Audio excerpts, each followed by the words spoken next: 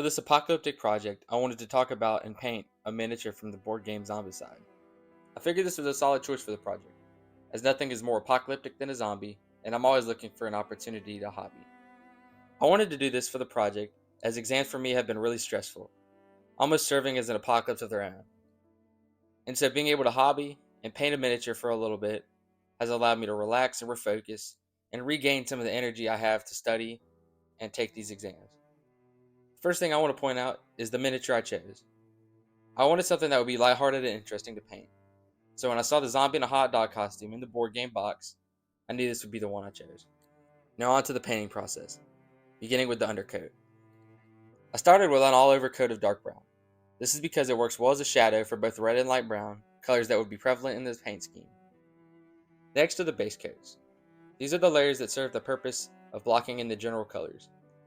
I keep the original brown for the buns, then I paint the hot dog red and shoes red, the underclothes black, and the skin a sickly green color.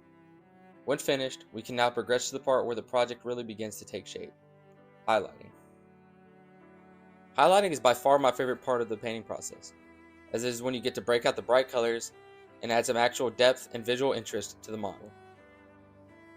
I begin by highlighting the hot dog a brighter red. This is followed by highlighting the skin with a pale green. Then I highlight the buns with a lighter brown. Finishing by hitting the underclothes with a gray to highlight the folds. This process is then repeated several times until the colors are just where I want them to be. This is one of the reasons I love the highlighting phase so much. It allows me a level of control to which I can make bold color choices and get to see the results almost instantly. Speaking of bold choices was the mustarding process. This unironically was the most stress-inducing step. Given how much time I had put into the highlighting of the hot dog, if I screwed up the mustard part, it would be a pain to fix. So I had to get it right, which is partially why you don't see the initial painting of the mustard. However, I did get the highlighting step in, and I think the mustard ultimately turned out really well, and the model wouldn't be the same without it. After the mustarding, it was time for the gore. While a more realistic take on zombie gore is that they would be covered in blood, I prefer to use less so that I don't cover up all the hard work I did on the rest of the model.